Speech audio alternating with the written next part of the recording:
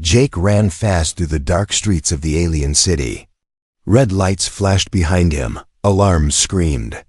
He had stolen something small but important from a rich alien lord. Now the guards were chasing him. "Stop, human!" One of them shouted. Jake didn't stop. He turned down a small alley, ducked under a metal gate, and kept running. His boots hit the wet floor hard. Smoke filled the air. Strange smells. Garbage, rotten food. Burnt wires. He had no map, no idea where he was going. He only knew one thing: don't get caught. Then he saw a glowing sign: "Welcome to the hidden market." It looked old and broken, but it was the only place to hide. Jake pushed open a rusty door and stepped inside. The noise changed. The outside was loud. In here, it was worse. The black market was alive. Aliens from many planets walked around. Some had 4 arms, some had tails, some floated, some crawled. Everyone traded things. Weapons, rare metals, robot parts, even people. Jake tried to walk fast, keep his head down. But then he heard something strange. A voice. "Help me." He turned. It was soft, but clear. He followed the sound and stopped in front of a cage. Inside sat a girl. No, not a girl. An alien, but she looked half human. Silver blue skin, long dark hair, glowing green eyes. She was chained by the hands. Knees pulled to her chest. Her eyes stared right at him. Not scared. Not weak. Angry. "Help me," she said again. "Please." Before Jake could answer, a short, fat alien came over. He had 6 eyes and sharp teeth. "Ah, you like her, yes?" The alien dealer grinned. "She is top quality. Very rare. Very loyal." Jake raised an eyebrow. "What do you mean?" "Loves slave," the dealer whispered. "Obeys orders. Never leaves. Perfect for lonely humans like you." Jake's face turned red. "I'm not. No. The dealer ignored him. "She has a translator chip. She will speak your language, and she is cheap, today only. Just 1,000 credits. Jake checked his money. He only had a little left, but something inside him said, "Buy it." Not because he wanted a slave, but because something wasn't right. She looked strong. Dangerous, not broken. "Fine," Jake said. "I'll take her." The dealer laughed and handed him a small device. "Press this. She follows you. No escape. It is bound to your DNA now. She is yours." Jake took the device. "What's her name?" "She never said. But don't worry. She is trained." Jake turned to the cage. He pressed the button. The chains opened. The girl stood up slowly. Her eyes burned into him. She didn't look thankful. She didn't smile. She walked past him. Silent. Jake left the market fast, heart beating hard. He had no idea what he just did. Back on his ship, Jake tried to talk to her. She sat in the corner, arms crossed. "So you okay?" He asked. No answer. "You don't have to do anything, you know." "I'm not into that. I just I didn't want to leave you in a cage." Still no answer. "I'll drop you off at the next planet. Somewhere safe." Now she looked at him. Really looked. "No," she said, voice cold. "You can't." Jake blinked. "What do you mean?" She stood up slowly. Her shadow stretched across the ship's floor. She took one step toward him. "Can't leave you. Not now. Not ever." Jake backed away. "Hey, hold on. You're free." "You don't have to." She moved fast. Suddenly, he was on the ground. Her hand pressed to his chest. Her glowing eyes stared into his. "I am bound to you," she hissed. "Because of this." She pointed to the small black mark on her neck. The dealer lied. "This isn't just a translator. It's a slave chip. If I go too far from you, I die." Jake froze. "What?" "I will not die," she said. "So, now I stay, and I protect you." "Protect me?" "You don't understand yet," she said softly. They are coming, the ones who sold me. The ones who want me back. Jake's eyes went wide. Who are you? He whispered. She smiled for the first time. I'm the reason you'll never sleep again. Jake woke up choking. Not because of a dream. Not because someone was attacking him. The air was full of smoke. His ship's alarm screamed. Red lights blinked across the room. Oxygen levels were falling. Fire in the engine room. Poisonous gas leaking. Death in 30 seconds. He tried to stand, but his legs felt heavy. He couldn't move. Then a shadow stepped into the room. The alien girl he bought by mistake. She didn't run. Didn't panic. Her skin shimmered silver blue in the red light as she calmly walked to the ship controls. She typed something fast. A hiss sounded. The gas cleared. Air returned. Jake fell to the floor, coughing hard. You saved me? He asked between breaths. Zari didn't answer. She walked past him and started cooking something in the ship's small kitchen. Steam rose from a glowing pot. Jake pulled himself up. You could have let me die. I thought about it, she said coldly. Jake stared at her. Look, I didn't mean to buy you, okay? I thought it was just a translator device, not a person, not a slave. She turned, her eyes burning. Do not say that word. Jake held up his hands. All right. No's word. But the chip on your neck. We need to get it out. I'll find someone. Zari stirred the pot. You can't. It's old tech. Illegal. No one touches that without losing a hand. Jake walked closer. So what do we do? You just stay here? Forever? She turned to him. Slowly. I stay because I must. But don't think we're friends. I don't like you. I don't trust you. But I also won't let you die. Because if you die, I die. Later that day, Jake's friend Koba arrived on the ship.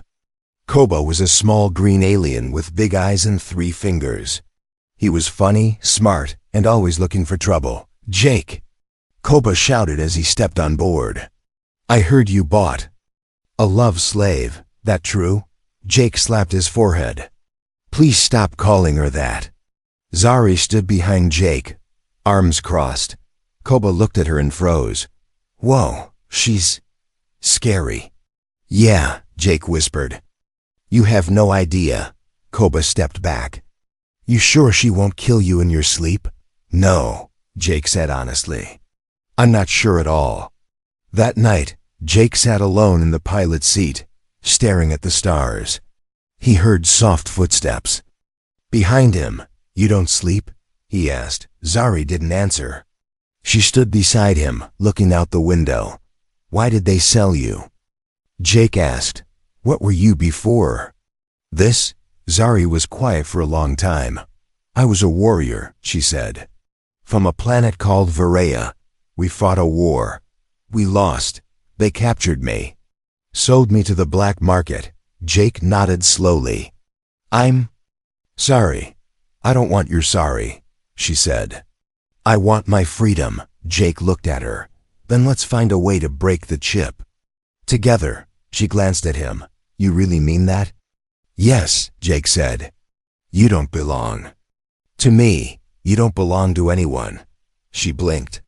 Something in her face changed. Maybe a little less anger. A little more confusion. Then she said softly, You're not like the others. Suddenly, the ship's system beeped. Incoming transmission. Code. Black. Level. Danger. Message. Warning, high-value target escaped. Human male with stolen. Asset. Bounty placed on both. Jake and Zari stared at the screen. She turned to him, eyes wide. They know, she whispered. Who? Jake asked. The people who owned me, she said. They're coming, not for me. For you. The ship was moving. Jake wasn't flying it. And that was a big problem. He woke up on the floor of his cabin. His head hurt. The lights were dim. The engine's hum was louder than normal. He grabbed the wall and pulled himself up. Computer. Status report. Autopilot overridden. Destination, Korak system. Danger level, extreme. What? Who changed the route? He shouted. Then he saw her. Zari was sitting in the pilot's chair, her hands on the controls, calm, focused, like she belonged there. Zari, what are you doing? That system is full of bounty hunters and war criminals. She didn't turn around. That's why I'm going there. Jake stormed into the cockpit. Are you trying to get us killed? No, she said. I'm trying to get free. He grabbed her shoulder. By flying us into a death zone? That's your plan? She stood up slowly. Too slowly. Jake froze. Her skin was glowing. A faint blue light moved across her arms. Her eyes burned like fire. What are you? He asked. Zari looked tired. Her voice was soft but strong. I am more than they told you. More than even I knew. Jake stepped back. You're not just a warrior, are you? No, she said. I'm something they created. 3 hours later, they landed on a cold, broken moon. No cities. No guards. Only one building atoll. Metal tower, covered in antennas. Jake followed Zari out of the ship, blaster in hand. What is this place? A fixer lives here, she said. One of the old ones. He knows how to break slave chips. Jake raised an eyebrow. Sounds too easy. It's not, she said. He might ask for blood. Inside the tower, the air smelled like fire and oil. Machines buzzed. Screens blinked. A tall alien with one giant eye floated down from the ceiling. Zari, it said in a deep voice. You shouldn't be here. I need your help, she said. The alien looked at Jake. And who is this?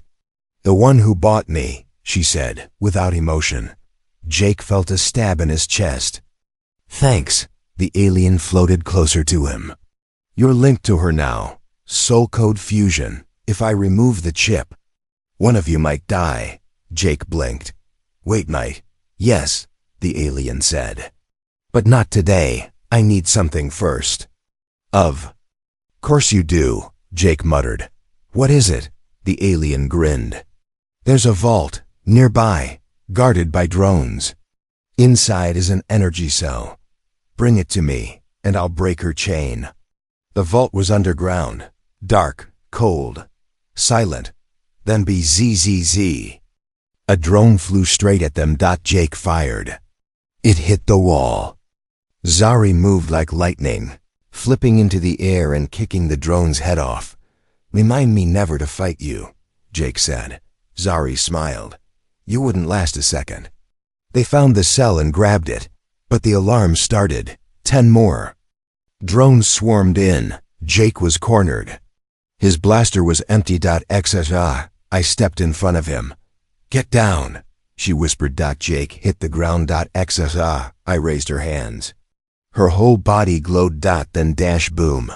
A pulse of light exploded from her chest, pushing the drones back like toys.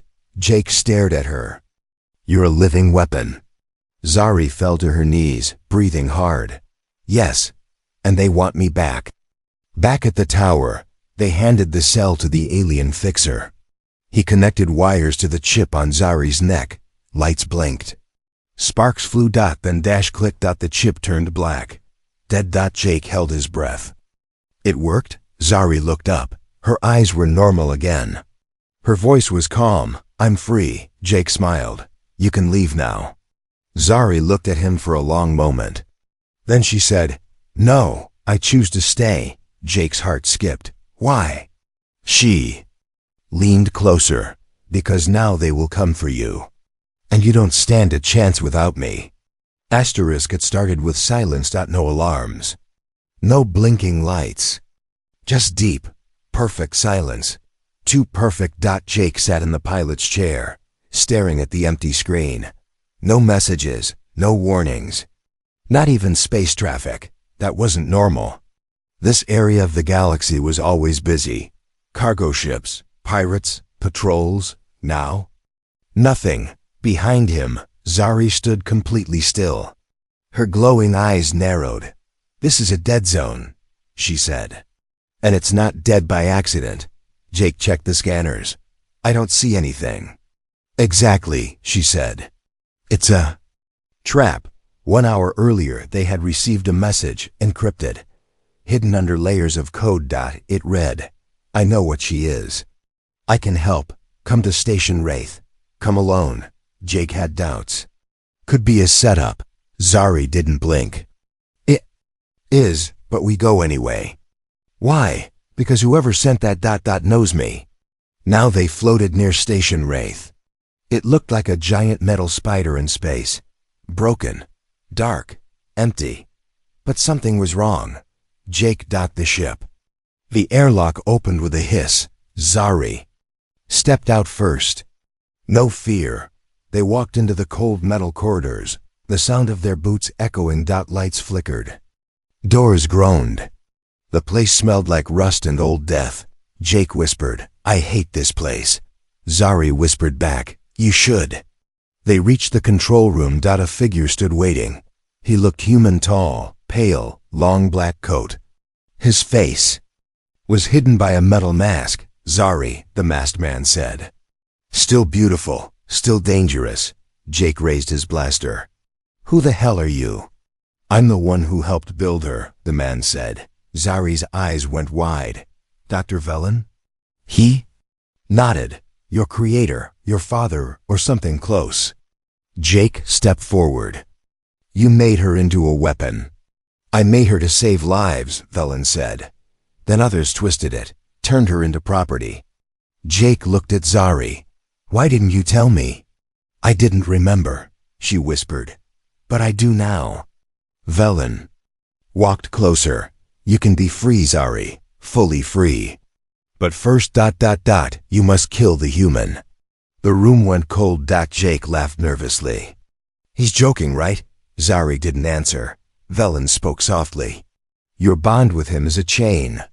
His DNA powers the last lock in your system. Kill him and you'll unlock your final form. Jake took a step back. Xari. She looked at him, eyes full of light. And something else. Pain. I don't want to hurt you, she said. But you're thinking about it? Jake said, shocked. Velen raised his hand. Do it, child. Become what you were born to be. Then everything exploded. The walls blew open. Gunfire. Screaming. Dozens of bounty hunters stormed in. The station was a trap for all of them. Jake grabbed Zari's hand. We're leaving. But Velen blocked the door. She stays. Zari looked at Jake, then at Velen, then back again. I'm not your weapon, she said. Her body began to glow brighter than ever before. She lifted her arms and shouted. A wave of power blasted from her chest. The walls cracked. The bounty hunters fell back. Velen screamed as lightning danced across the room. Jake pulled her toward the exit. You're burning up. I'm in control, she said through gritted teeth. They ran. Alarms howled. Fire rained from the ceiling. The station was falling apart. Back on the ship, Jake slammed the door shut and hit launch. The ship flew out just as the station exploded behind them. Xari collapsed in the co-pilot's seat. Smoke rose from her skin. Jake knelt beside her. Zari, talk to me. She opened her eyes slowly. I didn't kill you. He smiled. Thanks for that. She touched his face. He lied. Killing you wouldn't make me free. It would just make me alone. The stars were wrong. Jake didn't know how else to explain it. They were in deep space, flying through the edge of the galaxy uncharted and untouched. But the stars, they weren't where they should be. Some were moving, some were gone, some were blinking like eyes. He stared at the screen. This isn't normal. Zari stood behind him, silent. She was pale, weak. Her skin didn't glow like before. We're near the Black Veil, she said softly. This place was never meant to be seen. Jake turned to her. What's here? My past, she said, and yours. 2 hours earlier, the message had arrived. They've activated the failsafe. You have 6 hours. After that, she becomes unstable. Her core will collapse and take half a planet with it. Jake had shouted, "What core? What are they talking about?" Zari had just looked down. Now, as they flew toward the veil, she finally told the truth. "I was part of Project Elysia," she said. "We were designed as peacekeepers, living weapons. Built to stop wars, not fight them. But something went wrong?" Jake asked. "Yes," she said. "We had too much power. One of us lost control, destroyed a city. After that, they shut us down, sold us, scrubbed our memories." Jake stared at her. "How many were there?" 12, she said. "Now, only one is left," he whispered. "You." Zari nodded. "And now, I'm waking up." They reached the veil, a stretch of space that shimmered like liquid shadow. Inside, floating between broken moons, was a hidden station, old, silent, waiting. Jake docked the ship. "What is this place?"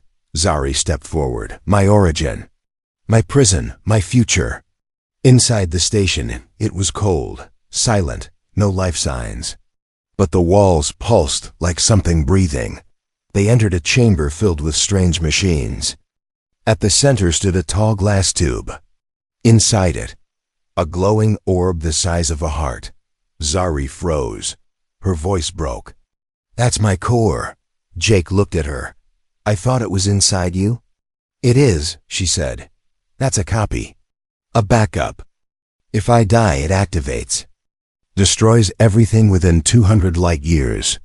Jake's voice shook. "Why would they build that?" "They feared us," she whispered. "So they made sure. If we were taken, we'd take our captors with us." Suddenly, lights flickered. A voice echoed from the walls.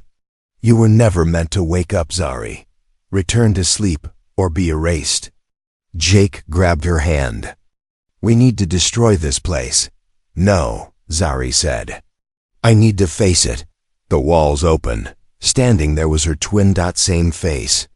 Same eyes, but full of rage and fire. "I am Elysia 02, the clone said. "The real one. You're just a copy." Zari's breath caught. "That's not true." "It is," Elysia 02 said. "You were made from my broken code. You don't belong. But I do, and I will finish what we started." The fight was brutal. Zari and her clone flew across the room, light and shadow crashing. Jake tried to help, but the energy tossed him aside. "Jake!" Zari screamed. "You have to destroy the core, but you'll die. If I don't, everyone dies." Jake ran to the controls. The station shook. Sparks flew. He hesitated, then slammed the button. The chamber glowed white. The core shattered. Wave of silence spread through space. When Jake opened his eyes, the station was gone. Floating debris, burned metal. But in the middle of it all, Zari was still alive, floating, barely breathing. He pulled her onto the ship, held her. She opened her eyes slowly. "You destroyed it," she whispered. "I thought I lost you." Jake said. "You can't," she smiled weakly. "I'm bound to you, not by code, but by choice." The ship was bleeding. Not in the way humans bleed, no. Blood, no wounds. But Jake's ship was alive in its own way, and now its systems were dying. Warning lights blinked red. Sparks shot from the walls. Engines down, shields gone. Navigation offline. And outside, a war fleet. 10 massive alien cruisers, each one bigger than a city. Each one aiming at him. Jake stood at the front window, holding onto the railing. His voice was quiet. "They're going to kill us." Zari stood behind him, barely able to walk. Her body still weak after the battle with her clone. "They don't want me anymore," she said. "They want you." Jake turned. "Why?" She looked at him with pain in her eyes. "Because you survived the core. That's good, right?" "No," she said. "It means your DNA is now locked to Elysia tech. You're a key. A living weapon controller." And they won't let a human control what they built. Jake stared out the window again. Then they'll kill me ... and take you. Zari didn't reply. A message appeared on the screen. Surrender the human. You may leave. Alive, refuse, and you die with him. Jake laughed bitterly. They really think you'd trade me in? Zari didn't laugh. She just stared at the message. Then she whispered, maybe I should. Jake looked at her. His heart dropped. I can't lose you, she said. And if I fight, you'll die. Jake stepped forward. So what? You'll give me up just to stay alive? No, she said, eyes glowing faintly. I'll give myself up. I'll go out there and stop them, alone. Jake grabbed her arm. That's not choosing freedom. That's suicide. Zari's voice shook. What else do I have? I was made to serve. To obey, to protect. That's all I've ever been. Jake stepped closer. No, not anymore. Not to me. She looked at him. I didn't buy you, Jake said. Not really, I found you. And I didn't get a weapon or a slave. I got you.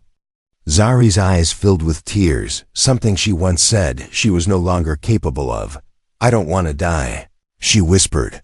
Then let's live, Jake said. Suddenly, the ship's backup system beeped. One weapon remained. Old, rusty, unstable. The pulse drive, an ancient weapon used to collapse space-time in a short burst. Jake looked at the screen. Then at her. We can jump out, but only if we hit the pulse at just the right time. It's a 1-second window. Too risky, Zari said. You'll be torn apart. Then we do it together, Jake said. You fly, I trigger the drive. She paused. Then she nodded. Double quotes together. Double quotes. The battle began. Enemy ships fired. Lasers lit up space. The ship rocked. With each hit, Jake crawled to the core chamber. Wires sparked around him. Heat burned his skin. He placed his hand on the control pad. The drive started to glow. Ready? He said through the comms. Zari's voice came through, soft but steady. Now. Jake slammed his hand down. Boom. Light swallowed everything. Silence. Then. Stars. Peace. The ship floated alone. Systems offline. But they were alive. Jake opened his eyes. His body hurt, but he was breathing. Then he heard footsteps. Zari knelt beside him, tears falling silently. You idiot, she said. You actually did it, he smiled. Told you. We live. It didn't start with a battle, not with guns. Not with warships. Not even with words. It started with a dream. Jake stood in a field of stars. But the stars were falling like snow. And in front of him stood Zari, glowing, her hair floating. As if underwater. Is this real? He asked. She shook her head. No, this is goodbye, he blinked. What? She stepped closer, touched his chest. They're coming, one last time. And this time. We don't run. Jake woke with a jolt. Alarms were screaming. His ship's radar showed something impossible. The entire Elysia fleet was in orbit. Hundreds of ships. A giant command vessel at the center, black, smooth, shaped like a blade. Protocol Zero had arrived. Zari walked into the cockpit, calm and silent. Jake turned to her. We can't fight that. It's suicide. Zari touched her neck, where the chip used to be. They think I'm still property. A broken tool. But I'm something they didn't expect. What's that? Jake asked. She looked at him.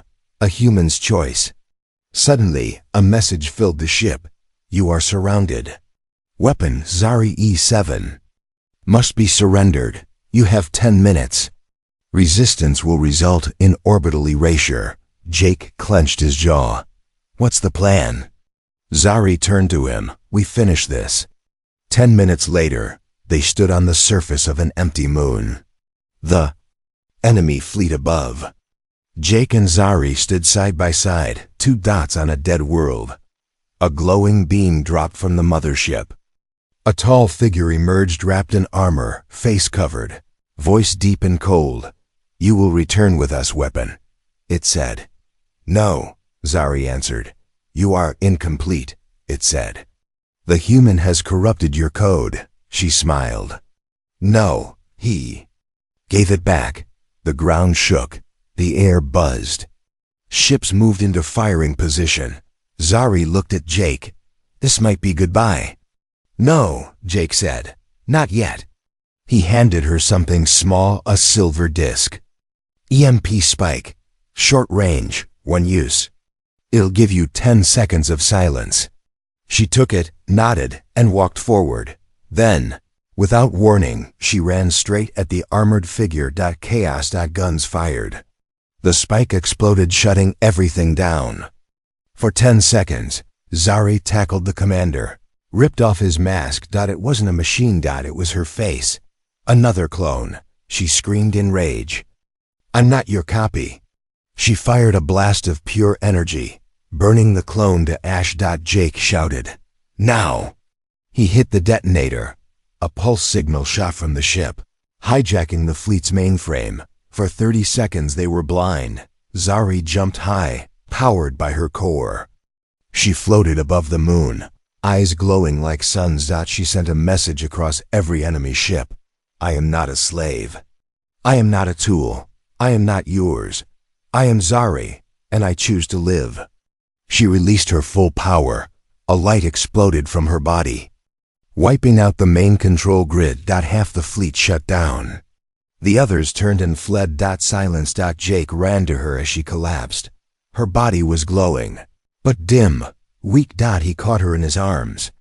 Stay with me, she smiled. You made me more than I was. I was designed to protect, but you gave me something else. Jake whispered, What? Love, she said. Then her eyes closed. 1 week later. A small planet. Quiet, peaceful. Jake stood in front of a tiny house. Inside, machines hummed quietly. Healing machines. Zari lay inside a healing pod, alive, sleeping. She had survived. Somehow. Jake stayed by her side. Always.